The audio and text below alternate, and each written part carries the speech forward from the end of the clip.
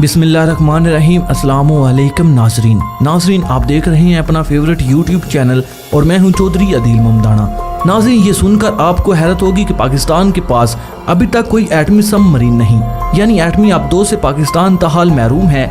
लेकिन इसके बरक्स भारत की नेवी में तेजी के साथ आबदोजों को शामिल किया जा रहा है। पाकिस्तान का इरादा है कि चीन से कुछ आबदोजें खरीदे, लेकिन इस वक्त जो आबदोजें पाकिस्तान को मैसर हैं वो डीजल इंजन से चलने वाली हैं और जदीद दौर के तकाजों को पूरा नहीं कर सकती। सवाल ये पैदा होता है कि चीन इतना अच्छा दोस्त है और पाकिस्तान ने इससे अभी तक एटमी आबदोजें क्यों नहीं खरीदी, और ये कि एटमी और डीजल आबदोजों में क्या फर्क है।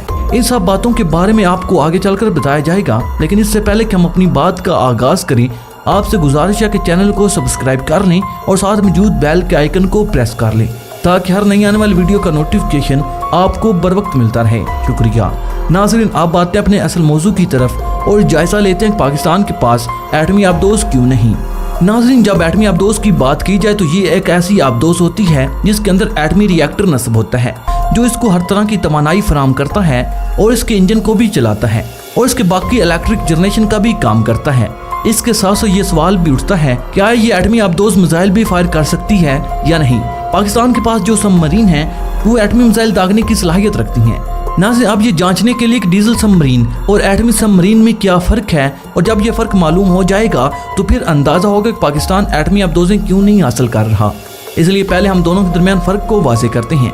पहली बात, जो भारतीय माहिरीन भी कहते हैं और पाकिस्तान के माहिरीन भी, कि एटमी आबदोजें इंतहाई महंगी होती हैं और एक छोटा मुल्क से खरीद नहीं सकता क्योंकि इसका बजट इस बात की इजाज़त नहीं देता। लेकिन बात यह है कि अगर पाकिस्तान को अपने दिफा के लिए एटमी सबमरीन की ज़रूरत होती है तो ज़रूर खरीद लेता। लेकिन पाकिस्तान के माहिरीन दिफा समझते हैं कि फ़िलहाल पाकिस्तान को इसकी ज़रूरत नहीं। लेकिन फिर भी ये बात काबिल गौर रहती है और दुश्मन के मुकाबले के लिए ऐसे इक़दाम उठाना ज़रूरी होते हैं। भारत बिना सोचे समझे अपने दिफा पर बेहिसाब रकम खर्च करता जा रहा है, लेकिन पाकिस्तान का नज़रिया कम खर्च बिला निशीन वाला है कि कम पैसों में अच्छी से अच्छी चीज़ें खरीदी जा सकें। पाकिस्तान ने भारत के मुकाबले में हमेशा अच्छे और सस्ते हथियार खरीदे हैं, जबकि भारत ने इसी तरह के हथियार महंगे दामों खरीदे। भारत ने फ्रांस से राफेल तैयारे खरीदे तो पाकिस्तान ने F-17 थंडर बनाकर भारत का मुंह बंद कर दिया, और F-17 थंडर तैयारों की लागत भी राफेल तैयारों से बहुत ज़्यादा कम थी। और इसी तरह पाकिस्तान ने नसर मिसाइल बनाकर भारत को बताया कि हम आपसे ज़्यादा समझदारी से काम ले सकते हैं।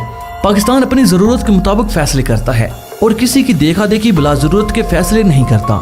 नाज़रीन, आप देखते हैं कि दोनों आबदोजों में क्या फ़र्क होता है। पहली बात यह कि एटमी आबदोज के अंदर जो एटमी रिएक्टर होता है इसे समंदर माहौल के मुताबिक तब्दील किया जाता है और इसकी हरारत से मोटरें और फैन चलाए जाते हैं। ये चूँकि एटमी रिएक्टर से चलती हैं इसलिए इसको किसी भी डीजल या पेट्रोल की ज़रूरत नहीं होती। क्योंकि एटमी प्रोसेस लामहदूद होती हैं इसलिए सबमरीन की रेंज भी लामहदूद होती है, यानी ना तेल खत्म हो और ना ये रुके। यहाँ तेल से मुराद एटमी बिजली की ताकत है, मुराद ना वो बिजली कम हो और ना ही सबमरीन रुके। इसके बारे में माहिरीन की राय कि 90 दिन से ज़्यादा समंदर में रहने की सलाहियत रखती है। लेकिन इसमें एक मसला ये भी होता है कि एटमी तवानाई के जरिए माहिरीन तो चलती रहती है, लेकिन इसके अमले के लिए खुराक का इंतजाम मुश्किल हो जाता है। इसलिए एटमी रिएक्टर की तबाहकारी सेहत के लिए नुकसानदा होती है, इसलिए इसे कुछ अरसे के लिए बाहर लाना पड़ता है ताकि तबाहकारी का असरात ज़ायल हो सके। और आप देखते हैं कि डीजल आबदोज क्या होती है। तो नाज़रीन, डीजल आबदोज एक ऐसी आबदोज है जो डीजल से चलती है। अब होता यह है कि जब डीजल इंजन चलता है तो इसके अंदर इलेक्ट्रिक जनरेशन का सिस्टम भी लगाया जाता है जो कि बिजली पैदा करता है और उसके साथ साथ बैटरियों को भी चार्ज किया जा सकता है। इस तरह ये आबदोज बिजली की ताकत से चलाई जाती है। जैसे कि आप जानते हैं कि हमारे घरों की चीज़ें वगैरह भी इलेक्ट्रिक सिस्टम से चलती हैं और सेहत के लिए नुकसानदा नहीं होती। इसी तरह आबदोज भी बिजली से चलती हैं और नुकसानदा नहीं होती, इसलिए कि इसके अंदर तबाहकारी असरात नहीं होती। और दूसरा ये कि इनकी कीमत भी इंतहाई कम होती है। इन आबदोज के बारे में रिपोर्ट यह है कि 1 माह तक पानी में रह सकती हैं। ताज़ा रिपोर्ट के मुताबिक पाकिस्तान चीन से इसी तरह की आबदोजें खरीदने का मुआहदा कर रहा है। जब ये मुआहदा हो रहा था तो ये अफवाह भी गर्दिश कर रही थी कि पाकिस्तान शायद चीन से एटमी आबदोजें भी खरीदेगा, लेकिन चीन ने ये एटमी आबदोजें देने से इनकार कर दिया था। इसकी वजह यह थी कि चीन समझता था कि इन आबदोजों की पाकिस्तान नेवी को भी ज़रूरत नहीं। दूसरे लफ्जों में चीन ने पाकिस्तान के साथ दोस्ती का हक निभाते हुए दुरुस्त मशवरा दिया और पाकिस्तान को एक बड़े खर्च से बचा लिया। नाज़रीन, ये बात याद रखनी चाहिए कि पाकिस्तान की अफवाज हर लिहाज से भारतीय अफवाज पर फोकियत रखती है। बड़ी फौज हो, हवाई फौज हो, नेवी हो या कमांडोज, सबका प्लान भारत पर भारी है।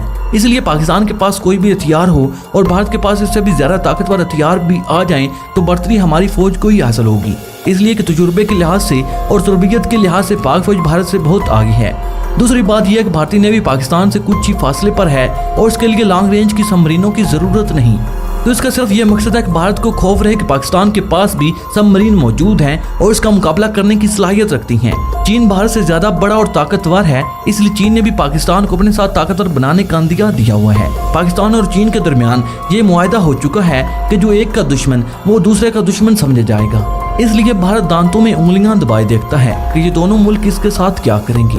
अगर जंग होगी तो चीन ने पहले ही भारत को तारे दिखाए हुए हैं और अब भी जब कभी वक्त आया तो पाकिस्तान भी भारत को नचाने के लिए काफी है।